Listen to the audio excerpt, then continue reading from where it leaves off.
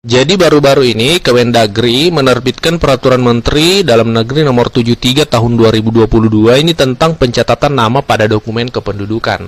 Ini Bapak Ibu perlu dipahami ketika Bapak Ibu orang tua siswa memberi nama pada anaknya harus sesuai dengan kaidah-kaidah yang sudah ditetapkan oleh Kementerian Bapak Ibu.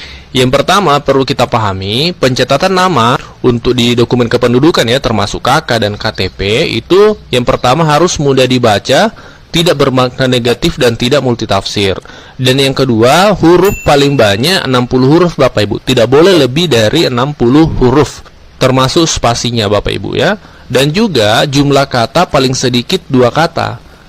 Misalnya Muhammad Hanif, itu 2 kata. Tidak boleh misalnya Hanif saja, karena ini akan berpengaruh pada pengurusan dokumen-dokumen selanjutnya ketika Bapak Ibu anak-anak kita nanti mengurus misalnya paspor, itu minimal 2 kata. Jadi ketika Bapak Ibu atau orang tua siswa memberi nama untuk anak-anaknya diharapkan minimal 2 kata Bapak Ibu. Nah pertanyaannya adalah pasti Bapak Ibu bagaimana dengan yang sudah terlanjur 1 kata. Nanti akan kita bahas di peraturan ini juga dijelaskan secara detail. Silahkan disimak sampai tuntas Bapak Ibu ya. Dan selanjutnya di pasal 5 dijelaskan tentang tata cara pencatatan nama kependudukan dilarang. Yang pertama disingkat.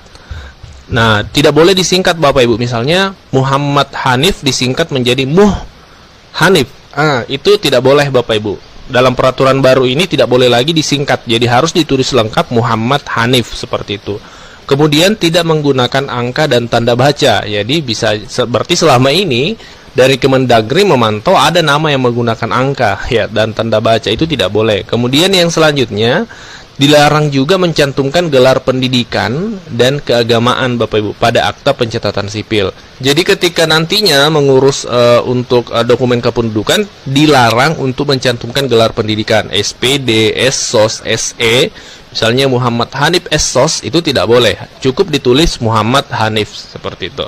Dan juga gelar keagamaan, informasi yang kami dapatkan gelar keagamaan ini termasuk misalnya contohnya Haji, ya itu tidak Muhammad Hanif, itu tidak boleh Bapak Ibu, cukup ditulis namanya saja, tidak boleh mencantumkan gelar baik itu gelar pendidikan maupun gelar keagamaan. Ini berdasarkan aturan dari Permendagri Nomor 3 Tahun 2022, ini aturan baru Bapak Ibu ya. Di pasal 8 dijelaskan Bapak Ibu, ini perlu kita pahami sama-sama. Pada saat peraturan ini sudah mulai berlaku, pencatatan nama pada dokumen kependudukan yang dilaksanakan sebelumnya dinyatakan tetap berlaku. Artinya Bapak Ibu yang terlanjur misalnya menyingkat Muhammad jadi Muh ya, kemudian di KTP-nya ada gelar, itu tetap berlaku Bapak Ibu, karena aturan ini tidak berlaku surut. Artinya peraturan ini berlaku sejak tanggal ditetapkan, yaitu di tanggal 21 April 2022. Nah, peraturan ini sebenarnya diperuntukkan untuk anak-anak kita ke depan ya, cucu-cucu kita. Ketika kita memberi nama kepada anak-anak kita, itu harus mengikuti aturan-aturan tadi Bapak Ibu. Di antaranya mudah dibaca ya, jumlah huruf tidak boleh lebih dari 60 huruf ya. Kemudian paling sedikit 2 kata. Itu yang diharapkan.